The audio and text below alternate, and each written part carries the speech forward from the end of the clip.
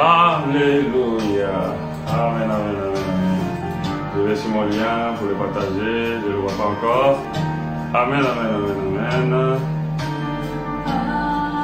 Merci Seigneur. Oui, c'est bon. Je dirais qu'elle là. Alléluia. Amen, amen, que Dieu soit béni. Je prends la relève pour la suite. Je prends la relève pour la suite par la grâce de Dieu.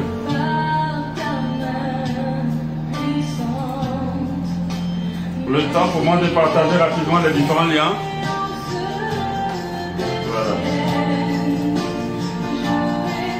C'est bon, tu peux le partager sur les différentes pages.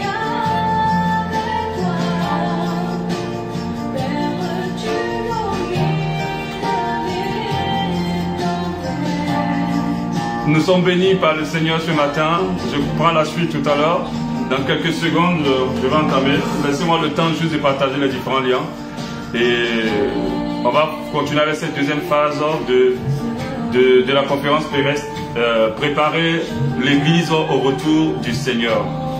Nous avons été énormément bénis par l'apôtre tout à l'heure avec la parabole des 10 vierges. Je reviens tout de suite.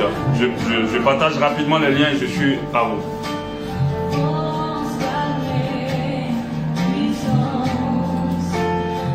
Si les océans se déchaînent, je les traverserai avec toi. Père, tu domines les tempêtes. Je suis tranquille car tu es là. Je suis tranquille car tu... Nous partageons le lien,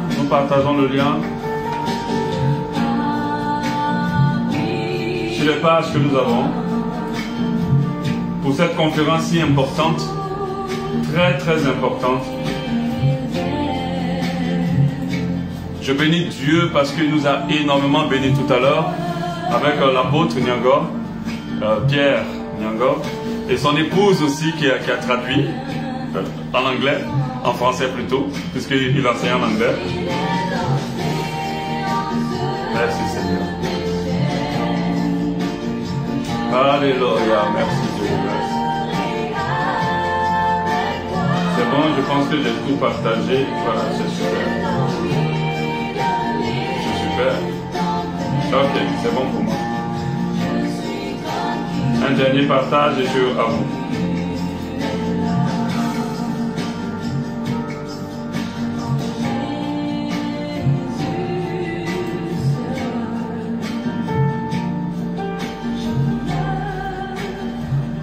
Alléluia, nous allons commencer.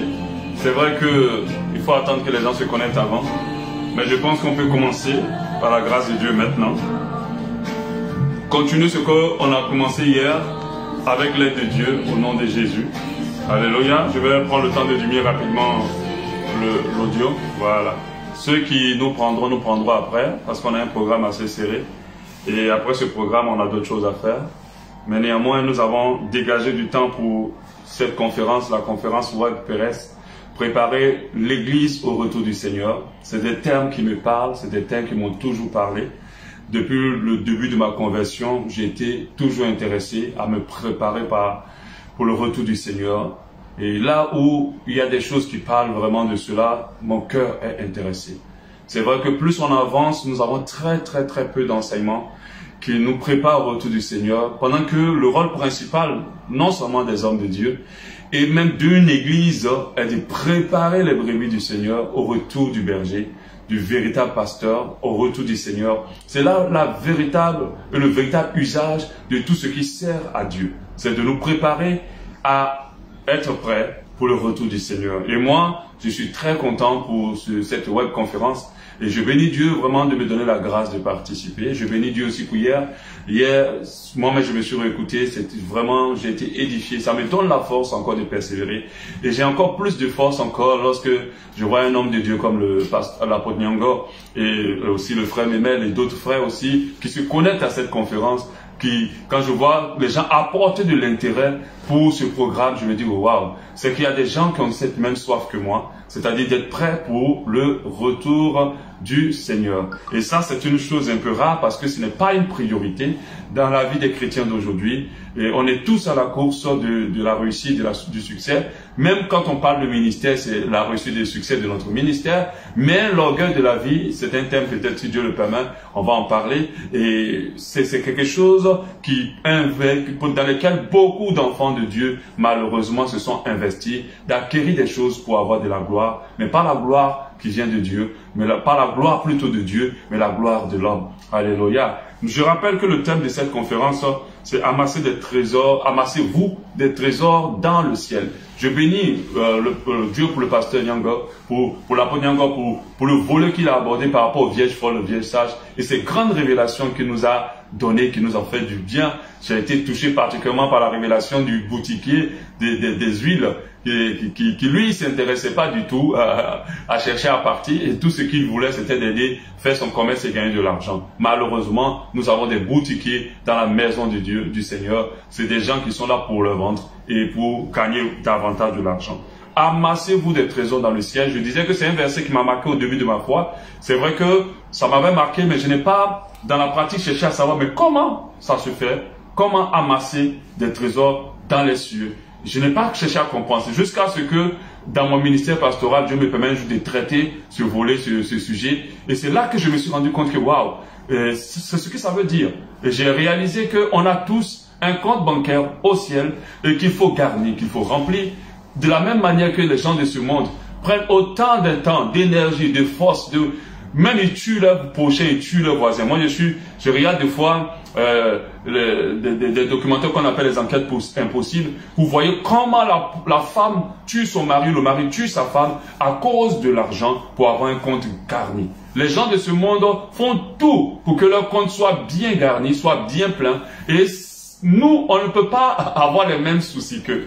J'ai dit hier aussi que quand Christ reviendra, c'est de quoi notre cœur est rempli qui va nous qualifier ou pas pour le Seigneur. Si notre cœur est rempli des soucis du monde, alors nous resterons. Si notre cœur est rempli des soucis du ciel, c'est-à-dire comment chercher à plaire à Dieu, comme une épouse qui veut chercher à plaire à son mari, alors c'est vers le pour qu'on ira. Alléluia. Donc je vais continuer ce thème. Je relis encore ce passage de Matthieu 6, 19 qui nous dit « Ne vous amassez pas des trésors sur la terre où la teigne ou la rouille détruisent, où les voleurs percent et dérobent. Mais amassez-vous des trésors dans les cieux où la terre ou la rouille ne détruisent point, où les voleurs ne percent ni ne dérobent. » J'avais expliqué hier que cela ne veut pas dire qu'il ne faut pas chercher sa vie dans ce monde. Cela ne veut pas dire qu'il ne faut pas chercher à entreprendre, il ne faut pas chercher à travailler, il ne faut rien faire, il faut rester seulement enfermé après prier Dieu pour être sauvé. Non. Dieu ne nous a pas amenés juste pour prier pour être sauvé. Cela veut dire juste simplement que la recherche, les priorités de notre vie ne doivent pas peut-être orienter sur la recherche des choses du monde. On doit mettre en fait le souci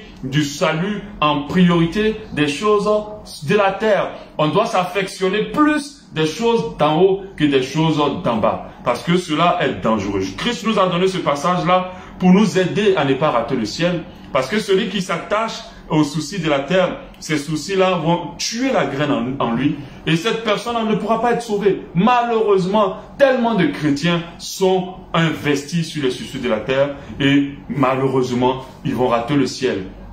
Alléluia. Et récemment, Dieu me parlait d'une chose très importante. C'est l'élection et l'appel. Alléluia. L'appel est pour tout le monde et pour un grand nombre. Mais l'élection n'est pas pour tous. Alléluia. Nous devons comprendre que quand Dieu nous appelle, ce n'est pas fini. Il faut que nous soyons élus à la fin. Et beaucoup entre ces deux pôles comment on appelle ça? Entre ces deux pôles, beaucoup se perdent au milieu et ils n'atteignent pas l'élection. Pendant que ce qui est plus important, c'est que nous arrivons jusqu'à la fin et que nous soyons élus. Alléluia. Et ce qui fait que lorsque quand beaucoup de personnes s'investissent à pouvoir chercher les choses de la terre, à pouvoir chercher des trésors dans la terre, à pouvoir se sentir en sécurité sur la terre, alors ils ratent cette élection-là, malheureusement. Et malheureusement, plusieurs ont raté ce pourquoi Dieu leur a sorti d'Égypte. Et j'avais donné cet enseignement récemment sur le jour de la Pâque. C'est vrai qu'on parle de la Pâque, on parle de la grande victoire de Christ qui nous a libérés et tout le reste. Et le Seigneur m'a fait comprendre que oui, Christ a libéré avec des grands miracles et des grandes victoires comme il a fait pour le peuple des Juifs. Et mon thème c'était « Et après ». Et le titre de mon message était « Après la traversée de la mer Rouge ». Ce qui va se passer, c'est ce qui est plus important. Dieu nous a fait traverser la mer Rouge. Il a fait traverser la mer Rouge au peuple juif.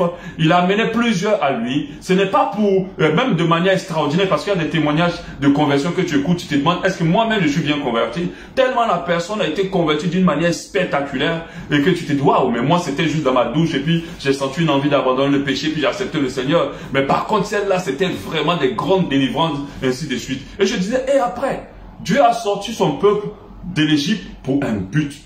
Il n'a pas sorti son peuple d'Égypte pour lui montrer seulement qu'il est Dieu. Ça, il a montré. Après, il avait un objectif. Et je disais que lorsque l'objectif d'une action n'est pas atteinte, elle annule automatiquement cette action. Si le Seigneur te permet de pouvoir être converti aujourd'hui et il t'a sorti du péché, ce n'est pas pour que tu te perdes en chemin en te concentrant sur les choses du monde. C'est pour que tu puisses aller là-bas, au ciel, là où il veut t'envoyer. Quand Dieu a sorti les Juifs, c'était pour la terre promise.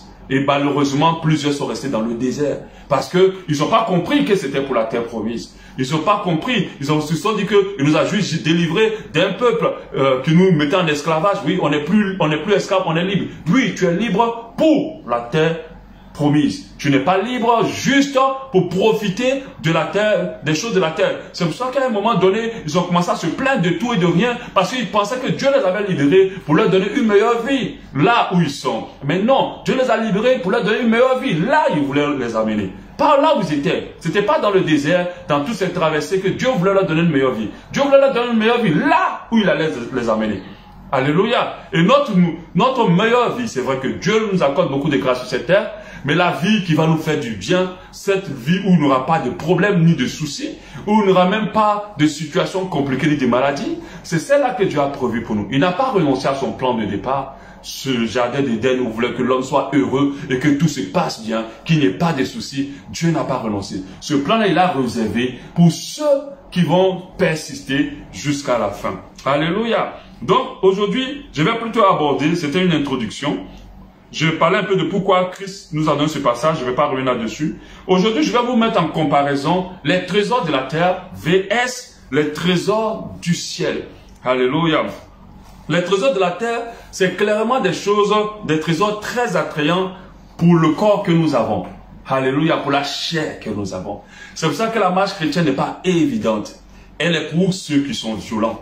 Parce que je t'assure où je suis là. Tu me mets dans une Rolls, dans une maison de luxe.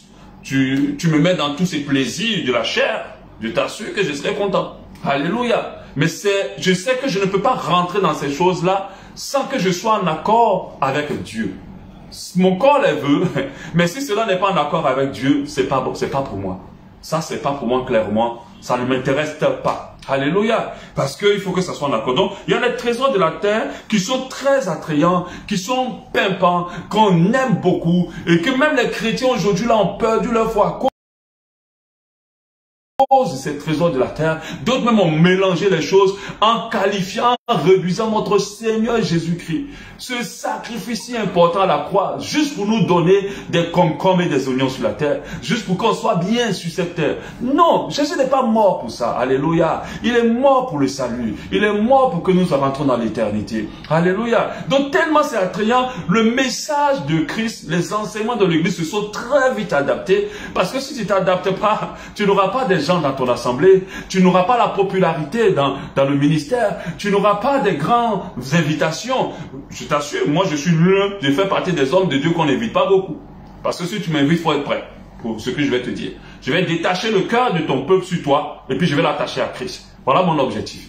Alléluia. À chaque fois qu'on m'invite, je démystifie tout ce qu'on a mystifié et puis je ramène le cœur des enfants de Dieu vers le véritable et le parfait pasteur et berger. C'est très important. Sans les amener dans un esprit de déloyauté, de déshonorer l'homme de Dieu. Mais je pense qu'aujourd'hui, on est dans une grande confusion. C'est de confondre des hommes de Dieu à Dieu. Dieu, c'est vrai, on a été fait à son image, mais on n'est pas Dieu. Alléluia. Peu importe ce qu'on fait, on n'est pas Dieu. Le Saint-Esprit n'est pas à notre service, c'est notre Dieu. Alléluia. Donc c'est un peu ça. Donc les trésors de la terre sont attrayants, mais ils sont pas comparables aux trésors du ciel, au trésor dans le ciel, parce que les trésors dans le ciel sont 1000 fois meilleurs. Et c'est de ça que je vais te parler aujourd'hui. Les trésors dans le ciel sont de loin 1000 fois meilleurs que les trésors de la terre. Pas facile de l'expliquer à des chrétiens d'aujourd'hui. Pas facile de leur faire comprendre que le ciel, là, il y a des choses plus intéressantes que ce que tu es en train de chercher ici. Pas facile. Quand tu en parles, tu as l'impression de parler du chinois. Parce que les gens ne comprennent pas. Ils sont venus à Jésus non seulement déjà pour que leur vie soit meilleure. Mais je ne comprends pas.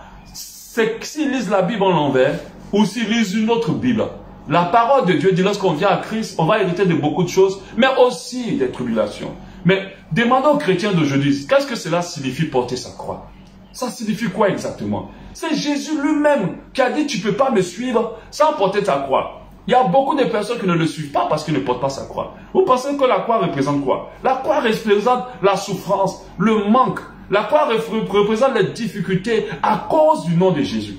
Alléluia. Parce que nous tous qui sommes là, on peut faire des choix qui vont changer nos vies. On peut changer des messages pour remplir nos églises. On a quand même certaines sagesses que Dieu nous a données par sa grâce. Mais on peut changer. Moi, tu me mets, je forme des équipes dans le monde professionnel.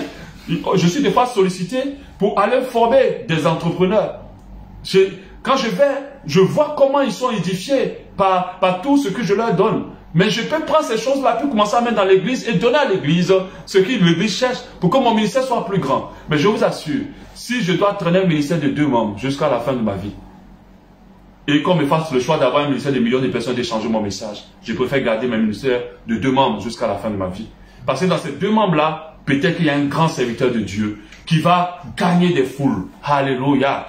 Derrière mon dos, après mon ministère. Un ministère ne se limite pas à ta vie. Un ministère va au-delà même de ta vie. Et ça, il faut le réaliser, il faut le comprendre. Si tu n'as pas réalisé, si tu ne vois pas encore pas de l'importance aux choses du ciel, tu vas regarder les choses avec les choses de la terre et tu vas comprendre qu'il y a problème. Aujourd'hui, le monde se dit quand ce n'est pas grand, c'est que Dieu n'est pas dedans. Mais c'est une grave erreur. Là même où Dieu n'est pas même là, c'est là même où tout marche bien. Alléluia. C'est là même que Dieu n'est pas beaucoup. Là où tout c'est parfait, parfait là. Là où c'est populaire, où le monde applaudit, même les païens applaudissent là. Faites très attention. Des fois c'est là même que Dieu n'est pas. Alléluia. Vous pensez que votre verset célèbre que vous lisez, quand on lit, les chrétiens lisent, Somme 23, rage, je marcherai dans l'ombre de la vallée de l'ombre de la mort et tout de suite. Vous pensez que c'est quoi? Mais Dieu est en train de décrire réellement la marche du chrétien. La marche du chrétien, ce n'est pas une évidence. Tu ne peux pas dire que... Je sais, bon, parce que quand tu dis ça, les gens se disent, oui, voilà les chrétiens qui se disent qu'il ne faut pas être heureux. Non, on doit être heureux, on peut être heureux. Notre Dieu peut nous rendre heureux. Notre Dieu peut nous rendre riches et prospères. Il a dit, je souhaite que tu prospères à tout égard comme l'état de ton âme. Non, ça veut dire c'est le souhait de Dieu que nous prospérons. Le problème, c'est de quoi est rempli ton cœur. Alléluia. Donc parfois, ce n'est pas facile de dire aux chrétiens charnels, au ciel, il y a quelque chose de mieux. Il y a quelque chose de bon. Ce que tu vois là, c'est joli, hein, c'est bien. Mais les gens du monde ont eu ça. Et puis ils se sont tués. J'ai parlé récemment pendant un enseignement de la Miss America qui s'est suicidée. Belle et riche. Et elle s'est suicidée. Mais combien de milliardaires se suicident? Il y en a énormément. Mais ils ont eu tout de la terre. Mais ils ont vu à un moment donné que cela ne peut pas remplacer Dieu dans leur cœur. Comme quelqu'un pouvait le dire, le vide que tu as dans ton cœur a la forme de Dieu. A la forme de Dieu. Si Dieu ne rentre pas dans ta vie, jamais rien ne te satisfera. Jamais tu te sentiras bien à un moment donné. Peu importe toutes tes richesses, peu importe toute la gloire que tu auras, jamais tu te sentiras bien. Vous savez, dans le monde dans lequel on vit dans un monde d'hypocrisie. On acclame les gens, mais derrière, ça pleure. Derrière, ça souffre. Derrière, ça crie. C'est compliqué. Le monde aime l'hypocrisie.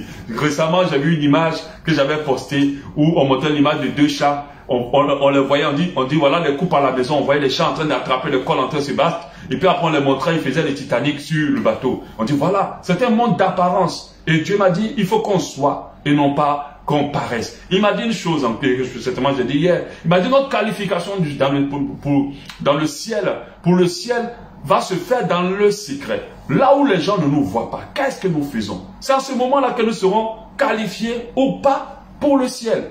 Alléluia. Donc nous allons continuer. Les trésors de la terre, nous les connaissons, c'est l'argent, les biens matériels, les voitures, les vêtements, l'immobilier, les parcelles, les terrains, la notoriété, la mobilité, le mobilier, les bijoux, l'argent, jet de diamants, jet privé, voilà, les récoltes. À l'époque, Jésus pouvait parler des récoltes, des champs, des terres, ainsi de suite. Ça, c'était les trésors de la terre. Ça, c'est ce que représentent les trésors de la terre. Les beaux vêtements, la notoriété et toutes ces choses-là. Malheureusement, ce sont les mêmes choses que les païens recherchent. Ils recherchent exactement ce que nous, on recherche. Ce que beaucoup de chrétiens recherchent. Mais je ne pense pas que Dieu nous délivre pour qu'on ait les mêmes aspirations que ceux qui sont dans le monde. Il nous a délivrés pour qu'on ait une aspiration différente. C'est pour ça qu'il a dit, affectionnez-vous aux choses d'en haut, où Christ est assis à la droite du Père. C'est là l'objectif. Dieu m'a parlé récemment de deux choses. Il m'a donné une petite révélation que je vais enregistrer au travers de mes émissions retour, de mes capsules retour à la croix. Il m'a parlé de la couronne et du trophée. La couronne et le trophée. Alléluia. Je vais vous parler rapidement de ça. Je ne vais pas rentrer dans le détail. Dans l'émission retour à la croix, dans la capsule, je vais peut-être rentrer plus dans le détail. J'ai écrit ce truc. Il m'a parlé de la couronne et du trophée. Il dit que c'est deux prix qu'on donne à des gens qui ont vaincu, qui ont eu la victoire. La couronne ou le trophée. Il m'a dit il y a une différence entre la couronne et le trophée. Alléluia. Quand vous lisez la parole de Dieu, vous ne verrez nulle part Dieu mentionner un trophée. Même quand Dieu parle du ciel, il ne parle pas de trophée. Il parle de couronne. Le trophée, c'est quoi? Le trophée, c'est pour valoriser ce que tes efforts. Le trophée, il est là pour glorifier l'homme. Le trophée, il est là pour dire à l'homme qui est intelligent, tu es fort, tu as réussi, tu es capable, tu peux. Voilà, tu es bien, tu es en haut, tu es en bas. Bon, tu es en haut, tu es félicité, tu es exceptionnel. Ça, c'est les trophées. Et il y en a plusieurs. Le monde court vers les trophées, mais les enfants de Dieu courent vers la couronne. Mais la couronne de vie. Alléluia. Parce que cette couronne a un nom. Et puis elle ne se porte pas sur cette terre, elle se porte dans les cieux. L'apôtre Paul a dit que lui, il a marché, il a traité son corps durement, afin de ne pas rater la couronne. Et la couronne est une chose importante. Mais parlez aux enfants de Dieu. Est-ce qu'ils ont cette aspiration de la couronne? Est-ce qu'ils se disent que d'ici que j'arrive à un certain niveau, que je finisse ma vie, est-ce qu'ils se disent je veux la couronne? Mais on veut les trophées. Les trophées sont là pour glorifier l'homme. Mais la couronne, c'est une récompense qui glorifie Dieu. C'est une récompense pour quelqu'un qui a persévéré jusqu'à la fin et qui a gardé sa vie pour pouvoir porter cette couronne-là. C'est là qu'il y a le palabre, c'est là qu'il y a le problème. Aujourd'hui, on construit une grande église, on a un jet privé, on fait des programmes où on a des gens à perte de vue. On appelle ça tout ça des trophées. On a construit sa maison, on a une belle voiture, pendant le culte on vient garer, c'est pas mauvais, mais c'est des trophées. Dieu ne nous empêche pas de chercher des trophées. Mais ne ratons pas la couronne de vie. Ne ratons pas. Pour ceux qui ont fait l'expérience de l'enlèvement, certaines personnes ont vu une table dressée avec des vêtements blancs et ils ont vu face à chaque chaise des couronnes préparées pour le retour du Seigneur. Pas des trophées. Alléluia. Donc nous devons chercher les trophées. C'est pour ça que quand je fais des affiches sur la victoire, parce qu'on dit, vous êtes plus que vainqueur par celui qui vous a aimé. Les gens pensent que plus que vainqueur, là, c'est la victoire sur la maladie, c'est la victoire sur les problèmes, c'est la victoire sur les situations, sur nos ennemis et tout ça. Mais non, nous ne sommes pas plus que vainqueurs dans ce sens-là. Nous sommes plus que vainqueurs parce que tout ce qui va nous chercher à nous séparer de Dieu, nous allons pouvoir avoir la victoire sur cela. C'est en cela que nous sommes plus que vainqueurs. Tout ce qui va nous séparer, vouloir nous éloigner de Dieu. Par exemple, quand vous lisez bien le passage, ça veut dire que ni la mort, ni la persécution, ni la ne pourra nous séparer de l'amour de Dieu. C'est là ça que nous sommes vainqueurs. Parce que dans le monde que nous sommes, c'est un monde de turbulence de foi. Si tu ne t'accroches pas, tu vas être déraciné de ta foi. Et ceux qui vont arriver jusqu'à la fin sont appelés plus que vainqueurs. Parce que malgré toutes les attractions du monde et tous les trésors de la terre, ils ont tenu jusqu'à la fin. Alléluia, c'est à eux qu'on donnera la couronne de vie. Quand je ferai la capsule, je penserai à le poster pour qu'on puisse, vous puissiez avoir plus de détails. J'ai dû donner une base. Donc, les trésors de la terre versus les trésors du ciel. C'est ce qu'on va voir aujourd'hui. Voilà. Concernant les trésors de la terre, la Bible nous dit clairement, ce sont des trésors qu'on peut perdre. Des trésors qui peuvent être détruits, qui peuvent être dérobés, qui peuvent être détériorés, qui peuvent être volés. Alléluia, ça c'est les trésors de la terre. C'est-à-dire les gens aujourd'hui de ce monde investissent, malheureusement c'est les chrétiens, investissent dans quelque chose qu'ils peuvent perdre, quelque chose qui n'est pas éternel, quelque chose qui ne va pas durer. Je vous assure, peu importe ce que vous ferez sur cette terre, vous n'en irez avec rien. La Bible dit que vous n'avez rien apporté, vous n'apporterez rien aussi. Vous n'avez rien apporté, vous n'apporterez rien. Peu importe tout ce qu'on fera, même les plaisirs sexuels. Tu vas prendre une fille, même la femme la plus puissante, même si tu es puissant, tu vas avoir un plaisir, mais même si tu as trop eu le plaisir là, peut-être que c'est quelque temps. Mais après, tu peux rien faire avec. Ça ne va pas rester sur toi, ça ne va pas se coller sur toi à vie. Ce plaisir ne va pas rester hors de la présence de Dieu. La joie et le bonheur qu'on aura, il n'y aura pas de pause pour cette joie-là. Ce sera une joie, un bonheur constant, permanent, une gloire constante, permanente, aucune interruption. Ça sera extraordinaire. Ça n'a rien à voir avec tout ce que le monde nous offre. Même le sexe. À un moment, tu es dégoûté.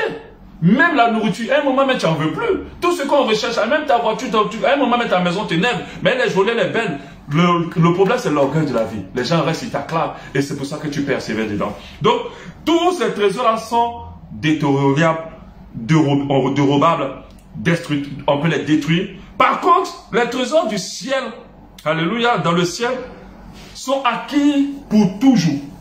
Personne ne peut nous les voler, mon frère. On peut tout te voler, mais on ne peut pas te voler ton salut. Ah, on ne peut pas te voler ça. Mais si on t'attend pour mettre le couteau au cou, on va te tuer. Mais ton salut, on ne peut pas le voler. C'est une chose que même le diable n'a pas le droit de toucher ça. Alléluia. Mais on peut t'arracher ta vie sur cette terre.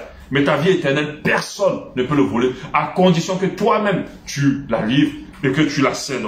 Personne ne peut nous voler notre vie. Personne ne peut nous dérober les trésors du ciel. Personne ne peut nous... Et elle ne se détériore pas. Ce que je vais te faire comprendre, si tu as mis 5 francs dans ta banque du ciel, les 5 francs là, personne ne peut te les enlever. Ça va rester jusqu'à ce que ça vienne te trouver. On ne peut pas enlever ça. Personne. Le banquier ou bien c'est pas une mauvaise manipulation ou quoi, ne peut pas enlever ton argent. Alléluia. La Bible dit, amassez-vous des trésors dans le ciel où la teigne ou la rouille ne peut pas atteindre. En deux, pour continuer, VS, les trésors de la terre sont éphémères. Éphémères. Non seulement ils sont exposés à la destruction, mais ils sont éphémères. Ils sont éphémères. Tous les trésors de la terre sont pour un temps. Un temps. Seulement que pour un temps. C'est pour ça que les gens qui ont des milliards dans leur compte, je ne sais pas, ils ont des milliards pour quelle vie? Si c'est pour cette vie-là, ce n'est pas suffisant. C'est trop. C'est pour un temps. Après ce temps, c'est fini. C'est fini. Tu ne peux pas les transporter. Tu ne peux pas les prendre. Tu ne peux rien faire. Tu vas tout laisser ici.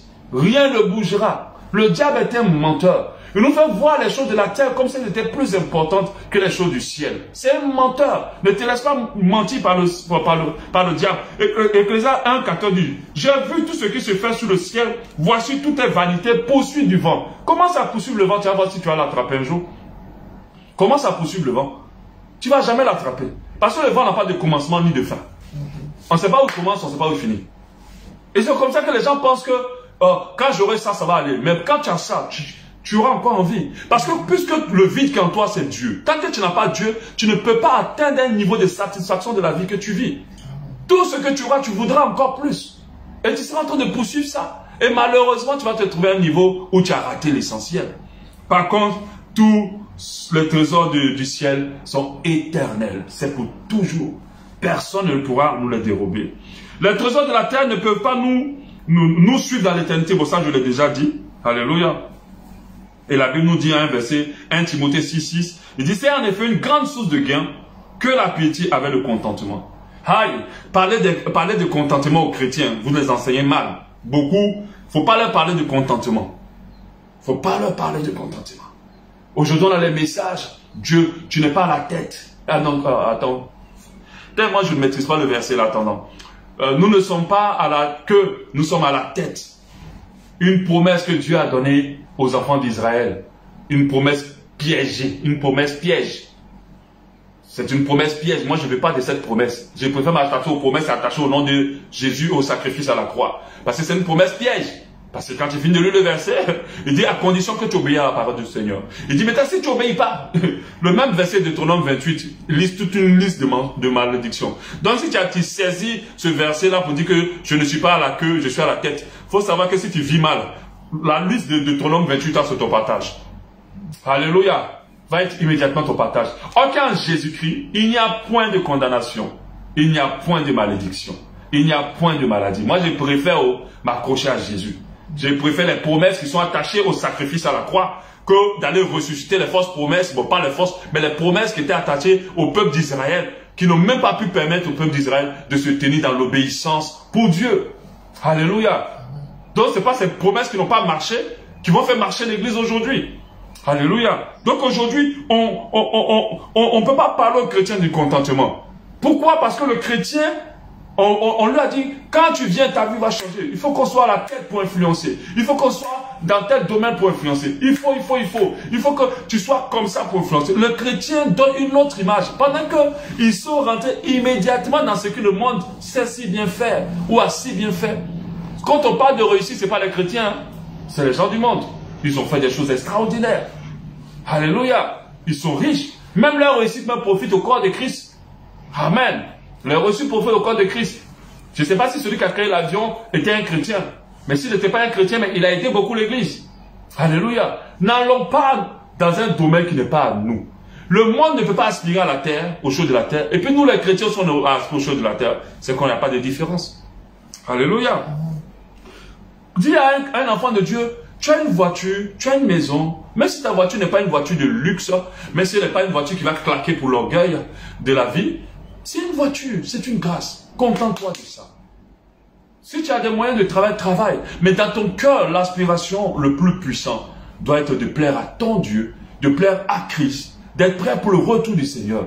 Non pas qu'il faut que Dieu me donne ma voiture. Il y a des gens qui se lèvent à minuit. Ils prient, Seigneur, n'est-ce pas toi qui as donné un enfant à Sarah? Ils vont prier. Mais tu ne fais jamais ce temps de prière-là pour que ta vie de péché te quitte et que tu aies une vie de purification, que tu sois prêt pour le retour du Seigneur. Combien d'enfants de Dieu jeûnent pour être prêts pour le retour du Seigneur? Combien d'enfants de Dieu jeûnent pour pouvoir être prêts lorsque Dieu va venir? Combien d'enfants de Dieu jeûnent pour pouvoir se débarrasser d'un péché qui les saisit depuis des années?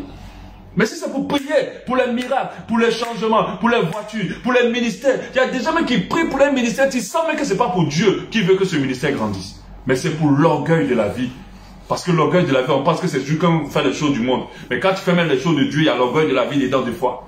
Parce qu'on ne le fait pas pour que Dieu soit glorifié, mais on le fait pour être glorifié. Plus de les gens ne se contentent pas. Des fois, quand tu te contentes, tu dis tu n'es pas fort, tu n'es pas audacieux. Mon frère, moi je suis un professionnel, j'ai un bac plus 5.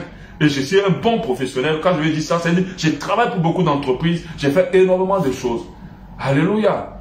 Mais je ne suis pas prêt à prendre toute ma vie là. Et puis la déposer dans la recherche de m'avoir une bonne condition de vie sur cette terre. Et puis oublier la préparation pour le retour du Seigneur. Et surtout mettre de côté l'usage que Dieu a prévu faire avec moi pour son peuple. Ça seulement, c'est pas possible. Quitte que je paye l'argent.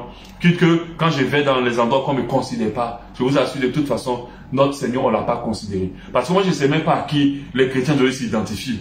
Je ne sais même pas à qui ils s'identifient. Vous partez vous identifier au Abraham, au Jacob, au truc. Mais quand vous identifiez-vous bien à eux. Ce sont des gens qui étaient consacrés à Dieu. C'est des gens qui vivaient pour Dieu. Mais moi, je n'ai même pas le temps de m'identifier à Abraham, au Daniel, tout ça. Moi, je m'identifie à Christ.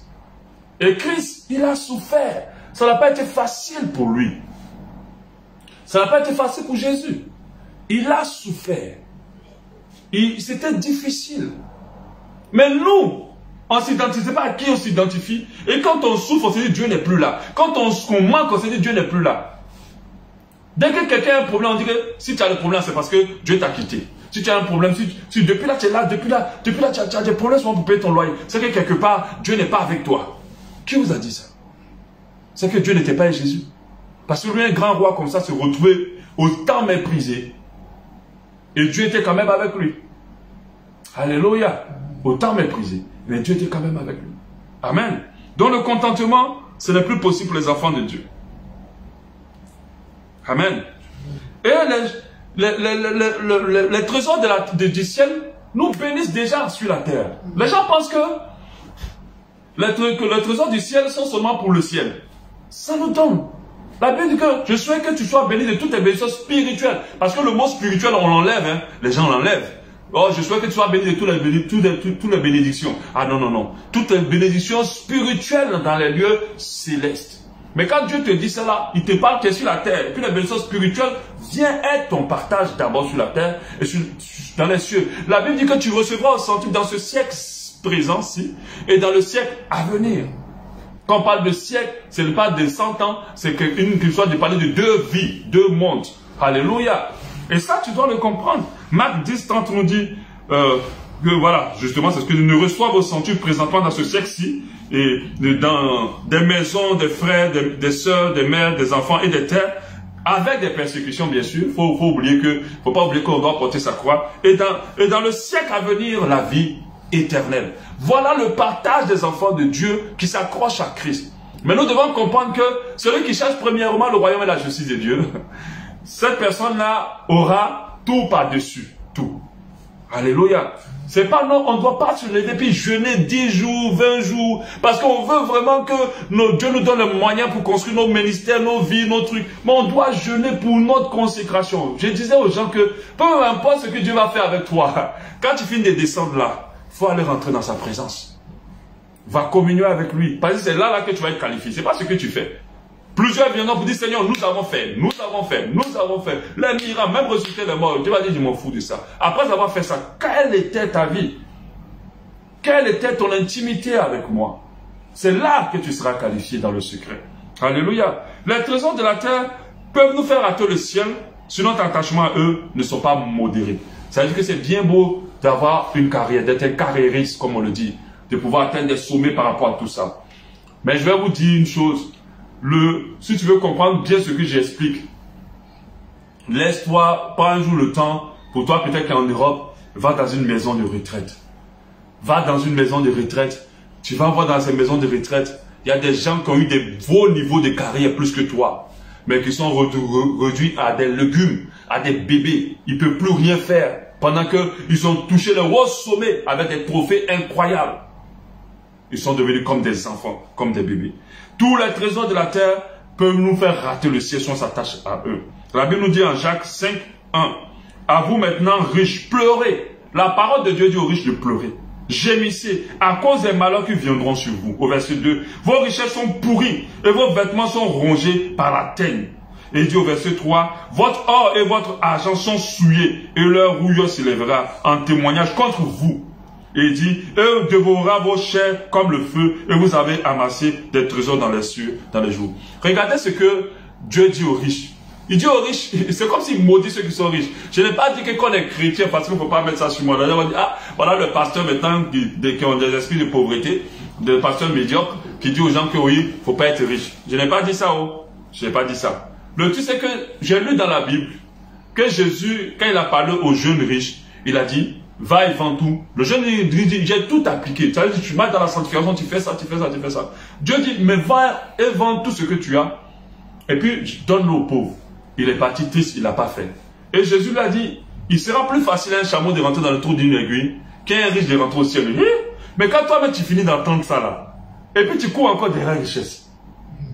Ah, les chrétiens d'aujourd'hui. Ça dit, choisissez d'être païen en même temps. Au moins c'est clair, on sait que vous n'êtes pas chrétien. Et puis c'est bon. Mais Dieu te dit qu'un chameau va plus rentrer facilement dans un trou d'aiguille qu'un riche au ciel. Et puis tous les chrétiens veulent devenir riches. Est-ce qu'ils ont compris ce passage-là? Est-ce qu'ils ont compris? Je n'ai pas dit de ne pas chercher à devenir riche. J'ai dit tout est un problème de priorité. Tout est un problème de soi. Pourquoi tu pleures? Dans ton cœur, quel est ce à quoi tu aspires le plus? Pourquoi tu pleures? Qu'est-ce que c'est à quoi tu aspires le plus? Amen. Donc la parole de Dieu te dit que si tu es riche, tu peux rater le ciel. Et bien sûr, demain je vais en parler. La richesse, est-ce que la richesse peut être un ennemi de notre salut? C'est ce que je vais aborder demain.